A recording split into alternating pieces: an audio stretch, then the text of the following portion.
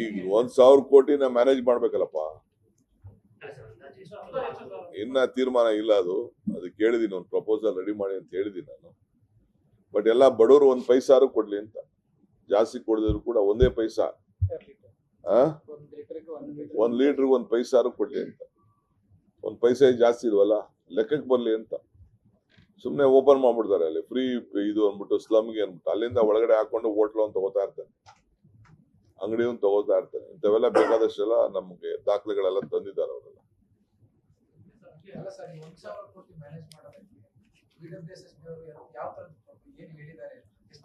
ಸದ್ಯಕ್ಕೆ ಅವ್ರು ತಿಳಿಸಿದ್ದಾರೆ, ಅವರೆಲ್ಲ ವರ್ಕೌಟ್ ಮಾಡ್ಲಿ, ಒಂದ್ 2-3 ಆಪ್ಷನ್ಸ್ ಕೊಡ್ತಾರೆ.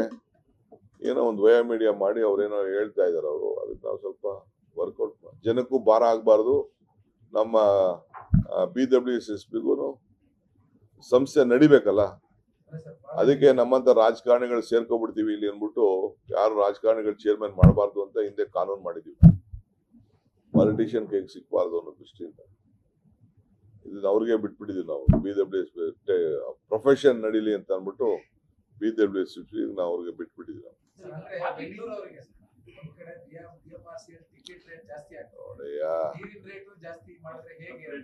ನೋಡಪ್ಪ,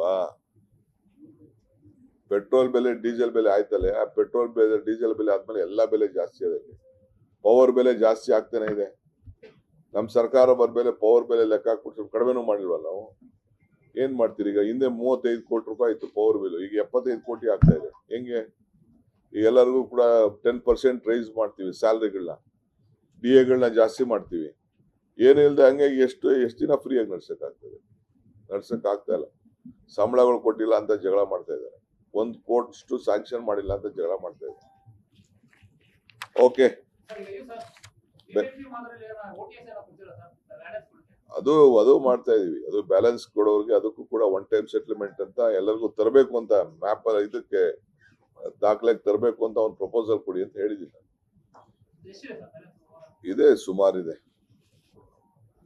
ಆಮೇಲೆ ಟನಲ್ ಪ್ರಾಜೆಕ್ಟ್ಗೆ ಟೆಂಡರ್ಗೆ 17,780 ಕೋಟಿ ರೂಪಾಯಿ ಈಗಾಗಲೇ GST ಸೇರಿ, ಅದಕ್ಕೆ ಈಗಾಗಲೇ 2 ಪ್ಯಾಕೇಜ್ಗೆ ನೆಕ್ಸ್ಟ್ ಈ ಫೆಬ್ರವರಿಗೆ ಎಂಡ್ಗೆ ಟೆಂಡರ್ ಕರೆದು ಈಚೆ ಫ್ಲೋಟ್ ಆಗಬೇಕು ಅಂತ ಡೈರೆಕ್ಷನ್ಸ್ ಕೊಟ್ಟಿದ್ದೀನಿ. ಸೊ ಒಂದು 3 ವರ್ಷದಲ್ಲಿ ಅದು ಮುಗಿಬೇಕು ಅನ್ನೋದು ಹೇಳಿದ್ದೀನಿ, ಡೈರೆಕ್ಷನ್ಸ್ ಕೊಟ್ಟಿದ್ದೀನಿ. ಕೆಲವು ಏನೇನೋ ಹೆಚ್ಚಿತ್ತು, ಗೌರ್ಮೆಂಟ್ ಅವರು ಕೂಡ ಅದಕ್ಕೆ ಅವ್ರಿಗೆ ಗ್ಯಾರಂಟಿ ಕೊಡ್ಲಿಕ್ಕೆ ಅದಕ್ಕೂ ಕೂಡ ಒಪ್ಕೊಂಡಿದ್ದಾರೆ. ನಾವು BBMP ಅವರು ಕೂಡ ಸ್ವಲ್ಪ ಹಣ ಹಾಕ್ತಾರೆ, ಮಿಕ್ಕಿದ್ದು ಸರ್ಕಾರದ ಗ್ಯಾರಂಟಿ ಕೇಳಿದ್ದೀವಿ. ಸೊ ಅದು ಕೂಡ ಫಸ್ಟ್ ಲೆಂತ್ ಮಾಡಕ್ಕೆ ಈಗಾಗಲೇ ತೀರ್ಮಾನ ಆಗಿದೆ. ಸೊ ಅದಕ್ಕೆ ಟೆಂಡರ್ ಲಾಸ್ಟ್ ಡೇಟ್ ನಾನು ಲೇಟ್ ಮಾಡಕ್ ಹೋಗ್ಬೇಡಿ, ಏನೇನು ಮಿಸ್ಟೇಕ್ಸ್ ಇದೆ ಅದೆಲ್ಲ ಕರೆಕ್ಷನ್ ಮಾಡಬೇಕು ಅಂತ ಹೇಳಿದ್ವಿ. ಸರ್ಕಾರ ಗ್ಯಾರಂಟಿ, ಅದಕ್ಕೆ ನಾವು ಕರೆದಿದ್ದೀವಿ, ಯಾರು ಬೇಕಾದ್ರೂ ಕೊಡಿ ಅಂತ. ಈಗಾಗಲೇ ಹಟ್ಕೋರು ಬಂದಿದ್ದಾರೆ, ಕೆಲವು ಬ್ಯಾಂಕ್ ಅವರೆಲ್ಲ ಬಂದಿದ್ದಾರೆ. ನಾವು ಅವ್ರಿಗೆ HDFC, ಹಟ್ಕೋ, ಪವರ್ ಫೈನಾನ್ಸ್ ಕಾರ್ಪೊರೇಷನ್ ಎಲ್ಲ ಬಂದಿದ್ದಾರೆ. ನಾವು ಬಿಡ್ ಕರೆದಿದ್ದೀವಿ, ಯಾರು ಕಡಿಮೆ ಕೊಡ್ತೀರಾ ಅಂತ ಬಿಡ್ ಕರೆದಿದ್ದೀವಿ, ರೇಟ್ ಆಫ್ ಇಂಟ್ರೆಸ್ಟ್ ಕರೆದಿದ್ದೀವಿ. ನಿಮ್ಮಲ್ಲೂ ಯಾರು ಬ್ಯಾಂಕರ್ಸ್ ಇದ್ರೆ ನೀವು ಅರ್ಜಿ ಹಾಕಿ. 2 ಪ್ರಾಜೆಕ್ಟ್ ಇದೆ. ಫಸ್ಟ್ ಪ್ರಾಜೆಕ್ಟ್ ತಗೋತೀವಿ, ಸೆಕೆಂಡ್ ಪ್ರಾಜೆಕ್ಟ್ ರೆಡಿ ಮಾಡ್ತಾ ಇದೀವಿ.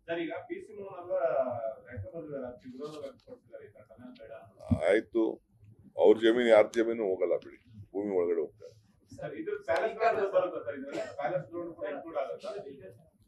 ನೋಡೋಣ, ಎಲ್ಲೋದ್ರೂ ಭೂಮಿ ಒಳಗಡೆ ಹೋಗುತ್ತಾನೆ.